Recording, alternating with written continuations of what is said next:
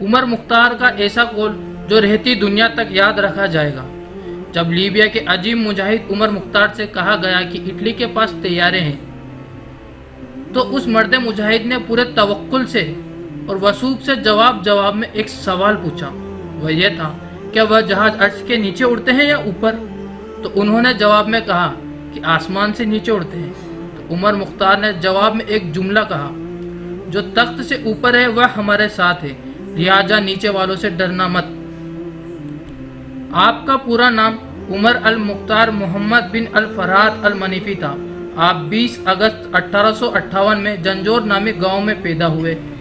1911 में इटली की फौजों ने लीबिया पर हमला कर दिया। सल्तनत उस्मानिया उस वक्त कमजोर पड़ चुकी थी और लीबिया भी सल्तनत उस्मानिया का हिस्सा था।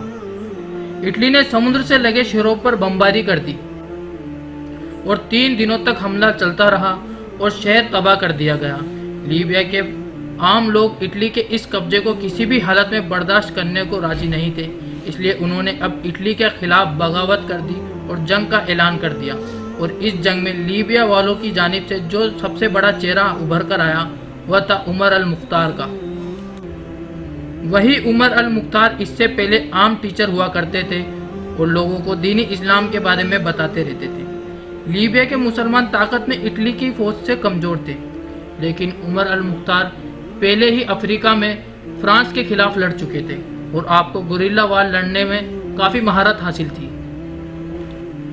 उमर मुख्तार अपनी छोटी छोटी टुकड़ी के साथ घात लगाकर इटली की फौजों पर हमला किया करते थे और उसके बाद फौरन रेगिस्तान में गायब हो जाते थे और इटली की फौज लाख कोशिश के बावजूद भी इन्हें नहीं ढूंढ पाती थी।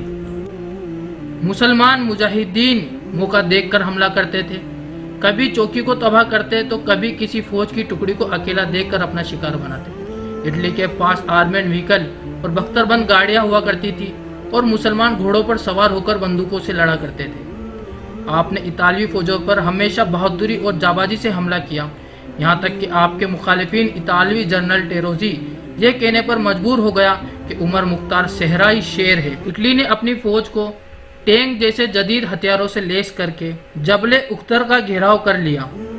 कोई वहां आ जा नहीं सकता था। मुसलमान मुजाहिद उमर मुख्तार हर किस्म की मदद और कुमक से आरी हो गए। मुकामी गद्दारों और मुखबिरों की मदद से 11 सितंबर 1931 को सेहरा का शेर हालत जंग में गिरफ्तार हुआ। उस वक्त आपकी उम्र 70 साल से ज़्यादा थी। उमर मुख्तार को जंजीरों में जकड़ लिया गया और फिर पूरे शहर पर हवाई जहाज़ों से बमबारी की गई। आपको कई बार खरीदने की कोशिश की गई, पर आपने कभी दुश्मन इस्लाम से सौदा नहीं किया। आप पर बहुत तशद्दुद किए गए। बाद में इताली फौजों ने बताया कि जब उन पर तशद्दुद किया जाता या तफ्शीश की जाती तो वो आंखों में आंखें डालकर कुरान मजीद की आयतों की तिलावत किया करते थे। आप पर कायम करदा एक फौजी अदालत में मुकदमा चलाया गया और आपको सजाए मौत सुना दी गई। यह कार्रवाई गैर जानिबदार और गलत थी। उनसे जब आखिरी ख्वाहिश पूछी गई तो उन्होंने जवाब में इन्ना लिल्लाहि व इन्ना इलैहि राजिऊन पढ़ा।